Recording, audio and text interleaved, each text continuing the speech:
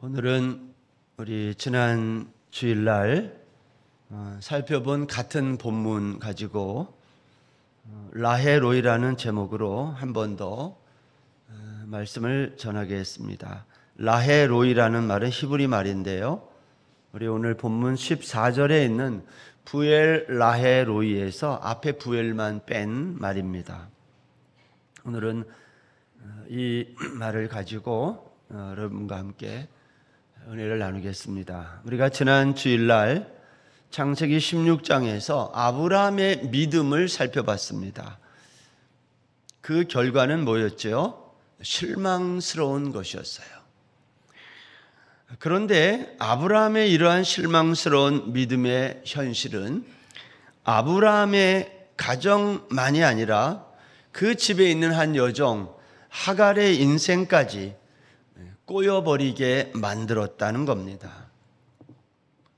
여러분, 오래된 소설이지만 주홍 글씨라는 미국 소설이 있습니다. 19세기 미국의 이 도덕적 완벽주의자들을 비판한 소설로 알려져 있는데, 거기에 보면 여주인공 헤스터 프린이 청교도 목사인 아서 딤즈데일과 간통을 합니다. 그 대가는 보스턴 시민들의 공개적인 모욕을 당하는 겁니다. 그리고 사람들은 그녀의 옷에 간통을 상징하는 알파벳 A를 그의 여인의 옷에다가 수를 놓은 그 옷을 입게 하고 평생 동안 수치를 당하게 이제 만드는 거예요. 그러나 이 헤스터는 자신의 과거를 초월하고 혼자 딸 펄을 키우면서 평화롭고 거룩한 최선의 삶을 살게 됩니다. 뿐만이 아니라 다른 사람들을 돕기도 하고 봉사하게 되죠. 그렇게 10년이라는 시간이 지나자 그 마을의 아이들이 이 헤스터의 옷에 써 있는 A라고 하는 이 알파벳 글자, 그것을 간통이 아니라 아이들이 생각하는 거예요. 아, 저거는, 저 헤스터는 엔젤이구나, 천사구나, 저게 그 뜻이구나, 그렇게 알게 됐다는 겁니다. 10년을 인내하며 조급해하지 않은 그녀의 삶이 그녀를 천사로 만들어 놓은 거죠. 저는 오늘 본문에 나오는 살해의 여종 하갈을 보면서 마치 주홍 글씨에 나오는 헤스터 프린이 생각이 났어요. 닮은 점이 있다는 겁니다. 꼬여버린 인생 하갈의 이야기가 성경 이곳에 기록된 이유가 뭘까? 제가 오늘 여러분과 그 얘기를 좀 하려고 그래요. 이 창세기 16장에 있는 이 스토리가 여러 개의 측면에서 말씀을 드릴 수 있는데, 오늘은 하갈의 입장에서의 이야기를 여러분과 살펴보려고 그래요. 여러분, 창세기 16장을 이제 구조를 보면 1절부터 6절까지가 나오고 7절부터는 하갈의 이야기가 나와요. 본격적으로. 그래서 1절부터 6절까지 하고 이 16장이 끝나도, 그리고 17장으로 넘어가도 성경에 있는 줄거리 전개에 아무 지장이 없다는 겁니다. 여러분, 1절부터 6절까지 읽고 17장을 읽어봐요. 아무런 문제가 생기지 않아요. 그런데 왜 성경은 7절부터 그 마지막 16절까지 하갈이라고 하는 이 여인의 이야기를 집어넣었을까 하는 거예요. 없어도 되는 이야기인데 왜 이 하갈의 이야기를 여기 집어넣었을까? 그 이유가 궁금하다는 겁니다. 저는 오늘 본문에 등장하는 이 하갈이라고 하는 여인과 소설 주홍 글씨에 나오는 헤스터의 공통점이 하나 있다면 그것은 사회적 약자다라는 겁니다. 여러분, 하나님은 이 땅에 있는 많은 사람들 가운데 사회적 약자 편의 하나님이실까요? 아니면 강자 편의 하나님이실까요? 여러분들은 어떻게 생각해요? 오늘날 우리 사회가 정치인들이 입만 열면 사회적 약자편에 서겠다고 말하잖아요. 저는 그거 안 믿어요. 하나님은 사회적 약자편에 서는 분일까요? 아니면 강자편에 서는 분이실까요? 사람들은 어느 편에 하나님이 설 거라고 생각합니까? 사람들은 하나님은 사회적 약자편도 아니고 강자편도 아니라 하나님은 내 편이라고 생각해요.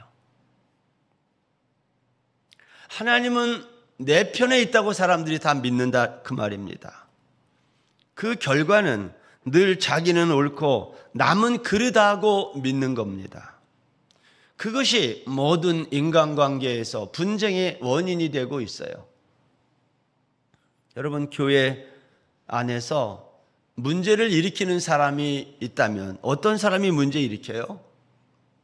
거룩하게 보이고 경건하게 보이는 저와 같은 목사, 아니면 장로, 교회 오래 다닌 사람들, 그런 사람들이 문제를 일으킵니까? 아니면 교회 금방 나온 초신자들이 문제를 일으킵니까? 여러분, 교회의 대부분의 문제는 예배 잘 나오고 경건하게 사는 사람들 때문에 일어나요. 왜 그럴까요? 여러분, 경건하게 오랫동안 신앙생활을 한 사람들은 늘 자신이 옳다고 생각하기 때문이에요. 하나님은 늘 내 편이라고 생각하기 때문이라는 겁니다.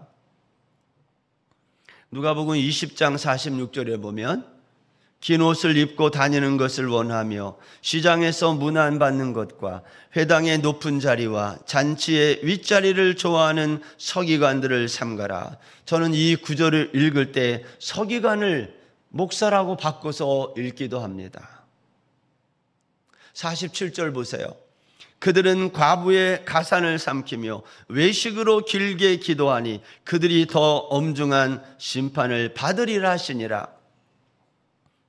예수님은 긴 옷을 입고 다니는 서기관들, 목사들을 조심하라고 경계했다는 겁니다.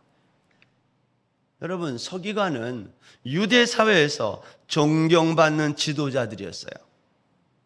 그들은 늘 자신의 도덕적 완벽함을 자랑했고 그것을 자기의 의로 삼았던 사람들이에요. 교회 공동체 안에 여러 부류의 사람들이 있지만 그 가운데 늘 교회를 가장 우선으로 생각하는 헌신된 사람들이 있습니다. 그런데 놀랍게도 이 헌신된 사람들 때문에 교회가 늘 문제가 된다는 거예요. 여러분, 교회 안에서 초신자들, 교회 온 지 얼마 되지 않는 사람들이 문제 일으키는 거 봤어요? 여러분, 예수 믿은 지 얼마 안 되는 초신자들은요, 교회 와서 제일 먼저 뭘 생각하냐면 자기가 지은 죄 때문에 괴로워해요. 자기의 양심도 그걸 가르쳐 주지만 성경 말씀이 우리에게 죄를 지적하기 때문에 처음 예수 믿으면 그 사람들은 교회 나와서 늘 떳떳하지 못해요. 왜냐하면 지난 일주일 동안도 온갖 죄를 짓다가 온 거거든요. 오늘 이 자리에 온 분들 중에도 그런 분이 있을 거예요. 나는 일주일 내내 한 일이 죄진 것밖에 없는데 내가 무슨 면목으로 또 교회 나가서 예배를 드릴까? 여기 나와서 제대로 얼굴을 들 수 없어요.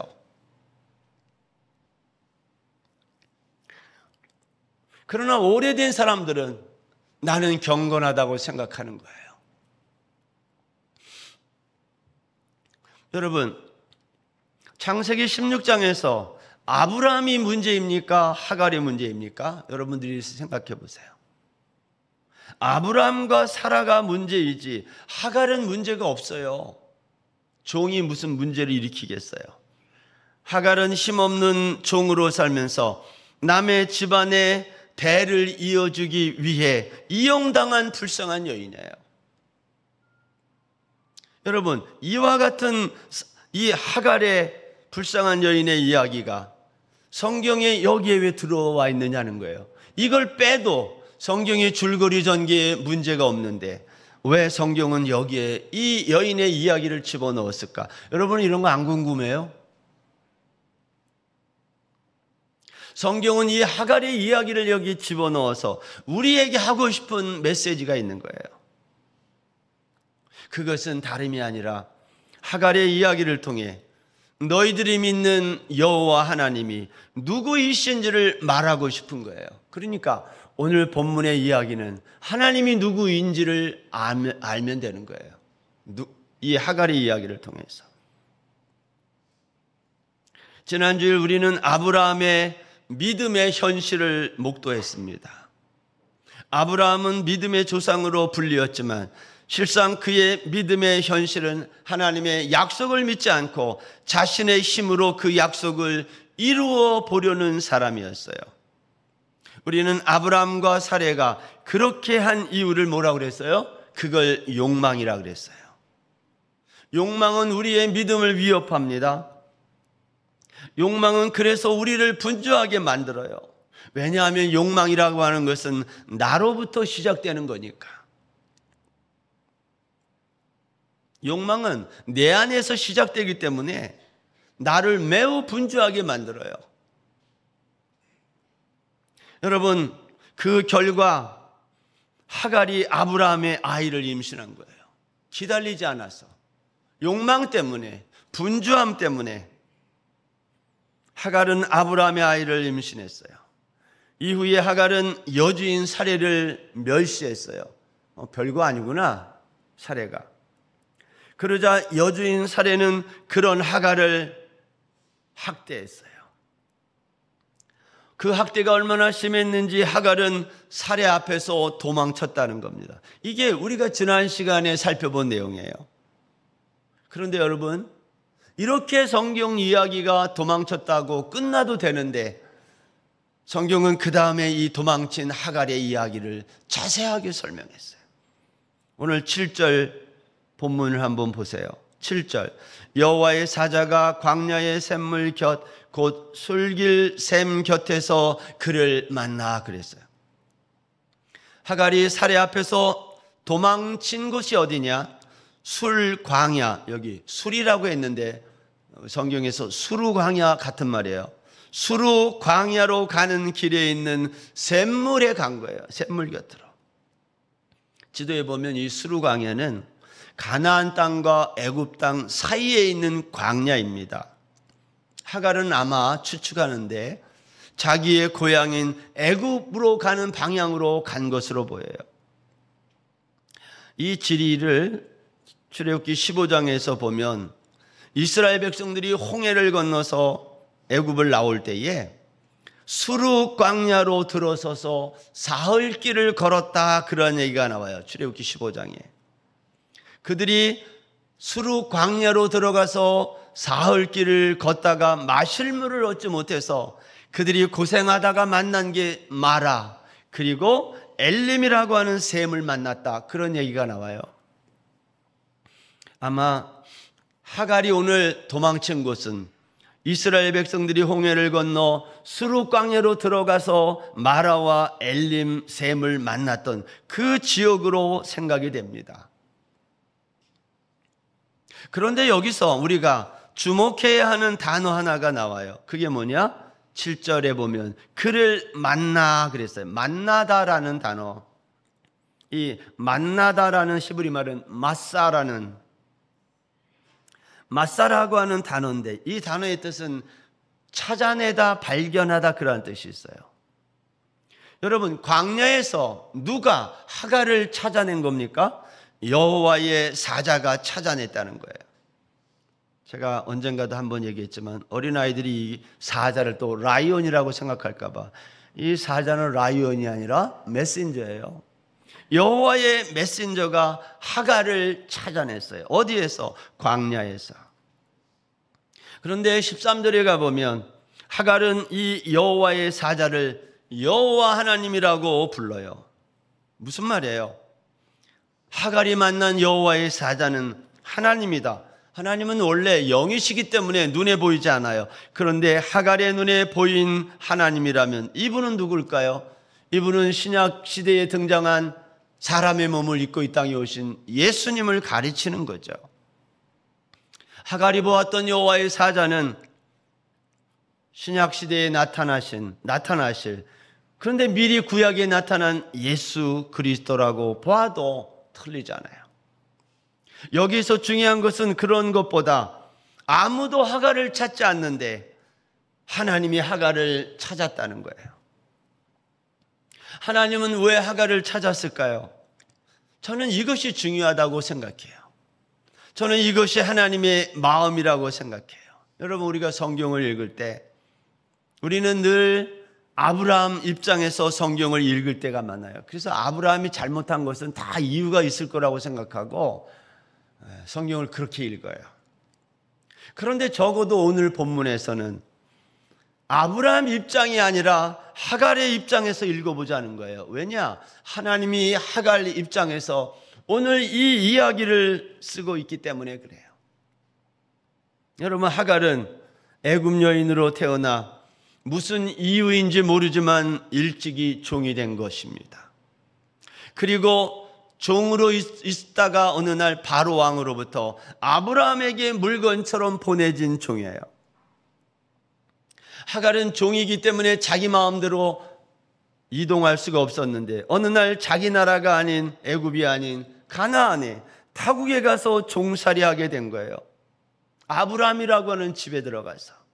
이런 표현이 적당한지 모르지만 하갈은 여기에서 아브라함 집안의 씨바지가 된 거예요. 여러분, 우리가 믿음의 조상이라고 부르는 아브라함에 의해 하갈은 욕망의 희생물이 된 거예요. 아브라함이 훌륭한 겁니까? 그렇지 않아요. 아브라함에 의해 하갈은 욕망의 희생물이 된 겁니다. 하갈에게 혹시 실수가 있다면 그는 여주인 살해를 멸시한 거, 가볍게 여긴 정도예요. 그런데 하갈의 이러한 행동이 혹독한 결과를 가져온 거예요. 당시에 아브라함이 살던 시대의 배경 중에 바벨론이라고 하는 나라가 있는데 고대 함무라비 법전이 있었던 당시예요. 그때가. 여러분, 고대 함무라비 법전의 기록에 의하면 이와 같은 경우에 하갈과 같은 이 여종은 어떻게 되냐면 평생 노예로 낙인이 찍혀서 이렇게 한번 주인을 도망치게 되면 누구에게도 팔 수 없는 노예가 되는 거예요. 이런 말이 되는 겁니다. 하갈은 평생 여주인 살해의 학대를 받으며 살아야 되는 처지에 놓인 거예요. 종인데 누구에게 팔 수도 없는 종. 그러니까 살해를 떠날 수 없는 종이 됐다는 뜻이에요. 여러분이 그러한 하갈의 입장에 놓였다면 어떻게 하겠어요? 여기 있으나 죽는 게 마찬가지다 해서 나갈 거라고요. 하갈의 입장이 이해가 되시나요? 저 같아도 나가. 임신한 몸으로 하갈은 아브라함의 집을 도망친 거예요. 왜냐? 평생 이렇게 살 수 없거든요. 그런데 이런 막다른 인생길에 들어선 하갈을 찾아오신 분이 있어요. 그것은 바로 여호와 사자였다. 하나님이 찾아오신 거예요. 그 하나님은 하갈에게 두 가지를 지적하셨어요. 먼저는 내가 어디서 왔으며 어디로 가느냐 물었어요. 이 말은요, 하갈의 현재의 위치를 지적하는 거예요. 너 어디에서 와서 어디로 가느냐, 너의 위치가 어디냐, 그거 지적하는 거예요. 나는 내 여주인 살해를 피해서 도망 중입니다. 이렇게 대답을 하자 여호와의 사자가 하갈이 돌아가야 될 미래의 위치를 말하는 거예요. 현재 너의 위치가 이러한 위치라면 너는 여기 있으면 안 되고 돌아가야 될 위치가 있다는 거예요. 어디로? 9절 보세요. 여호와의 사자가 그에게 이르되 내 여주인에게로 돌아가서 그 수하에 복종하라. 여러분, 이 명령은 하갈에게 있어서는 가장 고통스러운 명령이에요. 왜냐하면 하갈은 평생 살해의 수하에서 학대받으며 살아야 됐기에 그것이 싫어서 도망쳐 나온 건데 여호와의 사자는 하갈에게 다시 그리로 돌아가라는 거예요. 이것은 마치 모세가 애굽의 바로궁으로 가서 이스라엘 백성을 이끌고 나오라는 하나님의 명령을 받은 것과 같은 거예요. 내가 가장 하기 싫은 일, 근데 하나님이 우리에게 명령하실 때가 있어요. 여러분, 우리도 그렇죠. 정말 하고 싶지 않은 일인데 그거 해야 될 때, 우리 신앙생활, 교회 생활하면서 가끔 교회에서 내가 하고 싶지 않은 일인데 하라고 그럴 때 그거 참 힘들잖아요. 그게 뭐 대표 기도가 됐든 아니면 뭐 내가 무슨 목자가 되어서 봉사를 하든 아니면 주일학교 교사로 봉사하든, 근데 내가 하기 싫어 그거. 근데 하라 그래. 그럴 때 우리가 얼마나 힘들어요. 하갈에게 있어서 가장 힘든 일이 뭘까요? 여주인 사레에게 돌아가는 거예요. 근데 여호와의 사자는 돌아가라는 겁니다. 여러분, 신앙생활 하면서 때로는 내가 하고 싶지 않은 일인데 교회에서 하라고 할 때에 순종하시기를 바랍니다. 내가 하고 싶지는 않지만 사례처럼 해야 될 때가 있는데 그때는 반드시 이유가 있는 거예요. 사람은 내가 한 번도 안 해본 일을 할 때 새로운 세계가 열려요. 믿음의 세계도 똑같습니다. 평생 교회 다니면서 늘 똑같은 일만 하면 새로운 세계가 열리겠어요?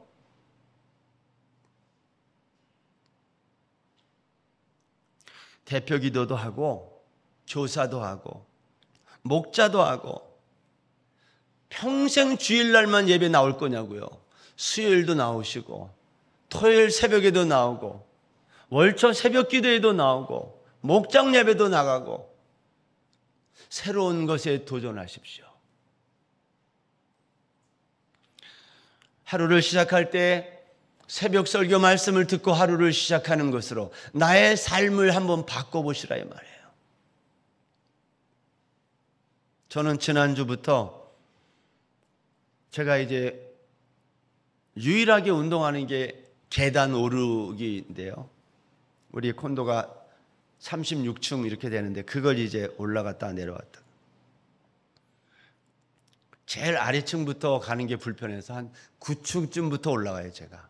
9층에서 36층 거의 옥상까지. 그렇게 이제 3번을 올라갔다 내려오면 그게 이제 운동 다예요. 한 40분 시간은 소요되는데. 이제 지난주부터 제가 하나 바꾼 게 있는데 그 전까지는 계속 1계단씩 올라갔는데 지난주부터 제가 2계단씩 올라가는 걸로 바꿨어요. 2계단 올라가려면 다리를 좀 찢어야 돼요. 그래서 한번 해봤는데 첫날 하니까 3번은 못 올라가겠더라고요. 그래서 첫날 2번 올라가고 그만뒀어요. 이게 내가 할 수 있는 한계다. 이거 괜히 더 하다가 문제가 생길 수도 있겠다. 그리고 이제 계속 2번씩 2계단씩 올라가는 일을 시작했어요. 우리 교회에서 계단 오르는 운동 하시는 분이 몇 분 계신 걸로 제가 알고 있는데 늘 하나씩 올라가지 말고 한번 2계단씩 올라가 보십시오. 새로운 세계가 열리는 거예요. 숨이 가빠지고 이러다가 죽겠구나 이 생각도 순간순간 들지만 그래도 하는 거예요. 여러분, 신앙생활도 똑같은 거예요. 저는 신앙생활이 뭐냐 그렇게 물어보면 신앙생활은 우리의 본성을 거스르는 일이다. 우리의 본성을 거슬리는 일이 신앙생활이에요. 안 가본 길을 가보시기 바랍니다. 하갈은 여주인 사레에게 돌아가는 라는 이 여호와의 사자의 말을 듣고 그는 두렵고 떨렸을 거예요. 하갈은 여주인 사레의 얼굴을 쳐다볼 수 없었을 것입니다. 근데 돌아가라는 거예요. 왜냐하면 지금 여주인 사레와 함께 사는 것이 그것이 하나님의 뜻이다 그 말이에요. 여러분, 지금 이 시간은 저를 포함해서 우리 모두는 태국 한인교회에서 신앙생활하는 게 하나님의 뜻이에요. 언제까지 내가 여기에서 생활을 할지는 모르지만 지금은 이 자리에서 최선을 다해야 된다 이 말이에요. 어떤 분은 여기를 떠나고 싶은데 떠나지 못하는 분들도 있을 수 있어요. 떠날 때까지 최선을 다하세요. 어떤 사람은 지금 여기 와서 신앙생활을 하고 싶은데 오지 못하는 사람들도 있을 수 있는 거예요. 근데 왜 하나님은 우리에게 이 힘든 자리, 고통의 자리로 가서 그 자리를 지키라고 말씀하시는 것일까? 왜 하나님은 하갈에게 하기 정말 힘든 고통의 자리로 가라는 것일까요? 그 이유는 10절에 있어요. 그것은 하나님의 약속 때문이에요. 10절, 여호와의 사자가 또 그에게 이르되 내가 내 씨를 크게 번성하여 그 수가 많아 셀 수 없게 하리라. 여러분, 이 10절의 이 약속의 말씀은 창세기 15장 5절에서 아브라함에게 말씀하신 똑같은 약속을 하신 거예요. 하갈이 임신한 아들은 약속의 아들이 아닙니다. 그럼에도 불구하고 하나님은 그 자손을 크게 번성하게 하겠다고 약속해요. 여러분, 성경의 약속은 그대로 이루어져 지금 이 세상에 이스마엘의 후손이 얼마나 많이 번성했는지 알 수 없어요. 이제 하갈은 여주인 사레에게 돌아가야 할 이유가 생긴 거예요. 너는 내 여주인 사레의 수하에 들어가라는 거예요. 왜 거기에 가야 돼요, 여러분? 만약 하갈이 그 여주인 사레의 수하로 들어가지 않냐고 이 광야에 있으면 하갈이 임신한 이 아이는 죽는 거예요. 광야에서 애 낳고 살릴 수 있겠어요?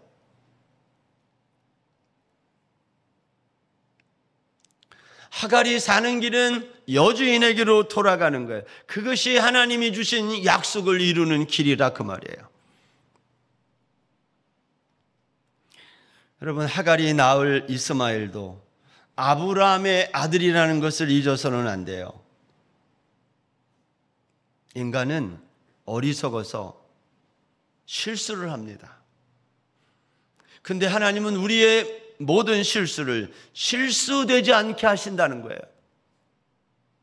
하갈의 실수가 실수되지 않도록 지금 하나님이 찾아오셔서 말씀하면 하갈은 이 말을 들어야 되는 거예요. 요즘 사람들은 특히 젊은 세대는 리셋에 익숙한 세대입니다. 리셋 알아요? 게임하다가 망칠 것 같으면 그냥 판 엎어버리고 리셋하고 다시 시작하는 걸 말해요.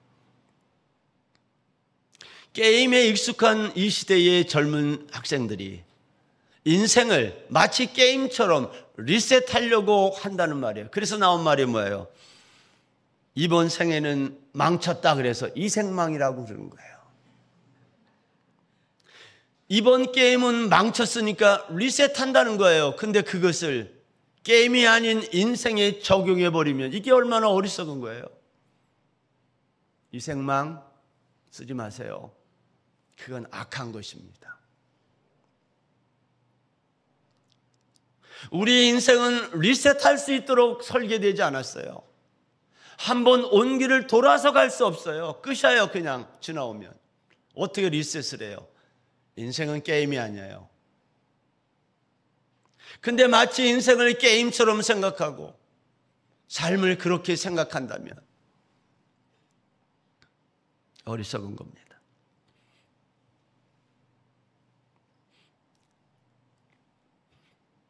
여러분, 하갈의 인생은 게임이 아니었습니다. 이번 생에는 망했으니 광야로 도망가서 거기에서 리셋하면 될 수 있을까요? 안 되는 거예요. 에베소서 1장 4절에 보면 성경은 우리 인간의 존재를 어떻게 규정했냐면 창세전에 그리스도 안에서 택함을 받은 존재다, 그렇게 말해요. 창세전이라는 말은 이 세상이 만들어지기 이전의 세상, 우리는 그 세상을 하늘나라라고 불러요, 편의상. 우리는 이 세상이 생기기도 전에, 우리는 역사가 시작되기도 전에 이미 존재한 하늘의 백성이라는 뜻이에요. 그런데 어느 날 하늘에 완성된 존재로 있었던 우리가 어느 날 이 역사라는 세상 무대로 덜컹하고 온 거예요. 내가 원해서 온 게 아니라 이 말이에요. 태어나 보니까 지금의 이 모양 아닙니까? 여러분, 태어나 보니까 이래요. 태어나 보니까 집안 사정이 넉넉하지 않았고, 태어나 보니까 집이 변변한 집안 칸도 없는 집, 태어나 보니까 연일 40도를 오르내리는 이 더운 날씨에 여기에 태어나 매일 나가서 일을 해야 먹고 살 수 있는, 이렇게 태어난 거예요.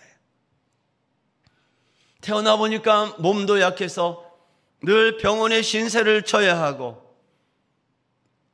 고칠 수 없는 희귀성 질병에 걸려 하루하루를 조심조심 살아야 하는 존재가 된 거예요. 이건 내가 원한 게 아니에요. 태어나 보니까 이런 거예요. 내가 원해서 이 세상에 온 것이 아닙니다. 나의 의지와 아무 상관없이 전지전능하신 초월자 하나님의 뜻에 따라 우리는 이 세상에 보내진 거예요. 그러면 우리가 이렇게 질문해야 돼요. 하나님, 나 그냥 완성된 하늘나라에 그냥 있어도 되는데 왜 나를 이 세상에 보내요? 이렇게 나를 힘들게 하십니까? 하갈이라면 하나님께 그렇게 질문해야 맞지 않습니까? 그냥 하나님이 완성한 그 천국에 살아도 되는데 왜 이 세상에 나에게 한마디 질문도 없이 나를 이 세상에 보내요? 이렇게 하루하루를 힘들게 살게 하십니까? 질문해야 되잖아요. 왜 질문하지 않는지 아세요? 사람들이 이걸 모르는 거예요. 성경은 그 질문에 답하는 책인데 사람들이 성경을 안 읽어요. 교회는 나오는데 성경을 안 읽어. 그리고 이생망이래.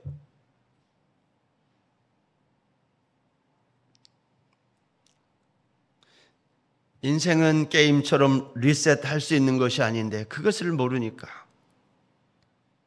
사람들이 그렇게 사는 거예요. 하갈은 여자로서 참으로 기구한 삶을 살아온 사람이에요.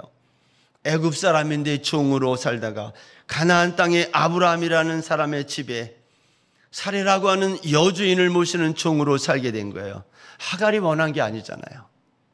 어느 날 그 집에 아들을 임신하게 됐는데 그 일 때문에 여주인을 우습게 알다가 결국 여주인의 학대를 견디지 못하고 이번 생에는 망쳤다 하고 자기의 인생을 리셋하기 위해서 미지의 공간 광야로 도망친 거 아니에요?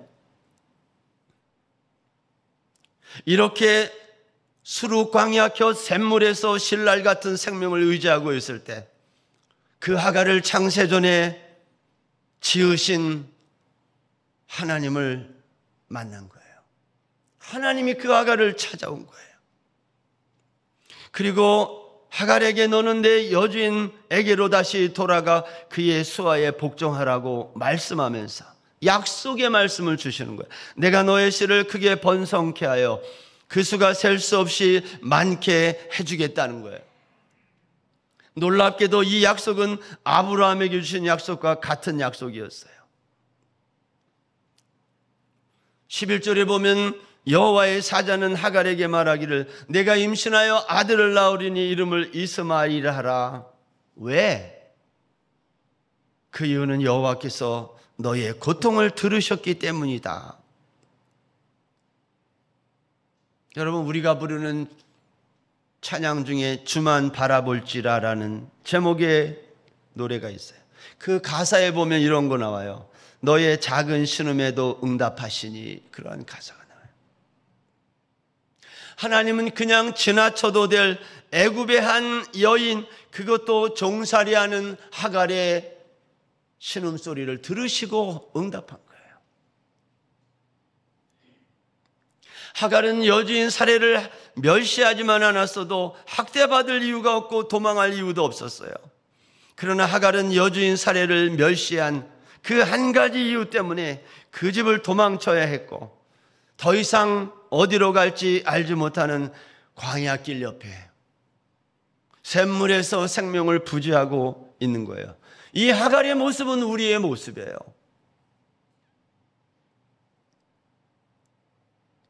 그런데 아무도 관심 없었던 이 하갈에게 여호와 하나님이 찾아오신 거예요. 여러분, 하갈이 집을 도망쳤을 때 한때 그의 남편이었던 아브라함도 찾아 나서지 않았어요. 아무도 하갈에 관심이 없었어요. 그런데 여호와 하나님이 그에게 관심이 있어 그를 찾아오셨어요. 그게 마사예요.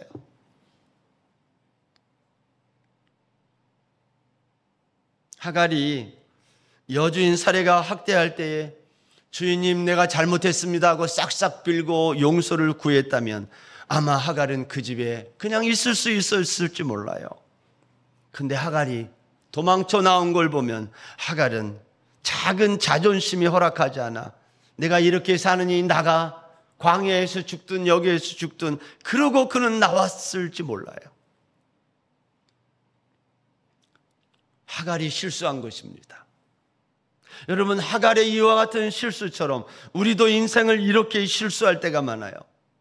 그래서 나아보니까 광야에 더 이상 나의 생명을 유지할 수 없는 장소에 와버린 거예요. 하갈은 여기에서 하나님께 하소연한 거예요. 근데 하나님이 이 하갈의 신음소리를, 하소연을 다 들어주셨어요. 여러분, 사람이 가장 힘든 일 중에 하나가 뭐냐면 나랑 나랑 별로 관계가 없는 일인데 그 얘기를 다 들어줘야 할 때가 제일 힘들어요. 내가 잘 모르는 얘기인데 그 사람의 입장에서 계속 얘기할 때 나 잘 모르겠는데, 때로는 특히 남자들이 아내들이 뭐라고 얘기하잖아요. 남자들 원래 잘 안 들어요. 여러분 그거 아시죠?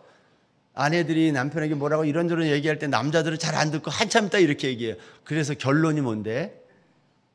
결론만 얘기해. 뭔데? 그 듣고 싶은 얘기만 들으려고 그래요. 기억하십시오. 하나님은 듣고 싶은 얘기만 듣는 분이 아니에요. 하나님은 하갈의 이 모든 하소연을 다 들어주시고 그리고 하갈이 앞으로 가야 될 길을 제시한 거예요. 사랑하는 여러분, 내가 지금 잘못된 길을 가고 있다고 생각되면 돌이키셔야 합니다. 왜냐하면 우리가 가고 있는 그 길은 광야 길이기 때문입니다. 거기에서는 살 수 있는 길이 아니에요. 하갈 입장에서 자존심이 상하지만 돌이켜 사례에게로 돌아가는 길이 살 길이에요. 저는 이러한 점에서 하갈은 고집센 여인이 아니라 지혜로운 여인이라고 생각합니다. 하갈은 광야에 샘이 있던 그 자리를 자신이 여호와의 사자를 만났다 해서 부엘라헤 로이라고 불렀다는 거예요. 부엘이라는 말은 운물이라는 뜻이고 라헤는 살아있는 이라는 뜻이고 로이는 보는 자, 살펴본다는 뜻이에요. 부엘만 빼고 라헤 로이를 읽으면 나를 살펴보시는 살아계신 분, 그분이 하나님이에요. 제가 설교 서두에서 말씀을 드렸지만 하갈의 이야기가 여기 쓰지 않아도 전혀 지장이 되지 않는데 왜 성경은 이 여인의 이야기를 여기 기록했을까? 성경은 하갈의 이야기를 통해서 우리에게 이것을 말하고 싶은 거예요. 너희들이 믿는 나 여호와 하나님이 누군지 아느냐? 나는 너희들을 살펴보는 살아있는 하나님이다. 그분은 하갈의 형편만 보시는 분이 아니라 저와 여러분의 형편도 보고 있다 이 말이에요. 하나님이 우리의 형편을 다 알고 계시다 그 말이에요. 찾아와서 살펴보신다 그러잖아요. 세상 사람들은 다 관심 없어요. 근데 오직 나를 만드신 그분이 나에게 관심이 있다면 그걸로 된 거 아닌가요? 무엇을 더 우리가 하나님께 원하는 거예요? 그 하나님이 계시기에 우리의 욕망, 우리의 실수가 다 용납되고 있는 거예요. 하갈은 우리의 신음과 아픔을 다 헤아리시는 그 하나님, 그분을 가리켜 그 장소에서 라헬 로이라고 깨달은 거예요. 나를 살피시는 살아계신 하나님. 저는 이 하나님을 여러분들이 다 깨닫는 귀한 한 주간 되시기를 주의 이름으로 축원합니다. 이번 한 주간도 태국 날씨가 가장 뜨겁다고 뉴스에서 나오는데, 날씨가 어떻든 삶이 어떻든 라헬 로이의 하나님을 바라보고 힘을 내시는 우리 모든 성도님들 되시기를 바랍니다.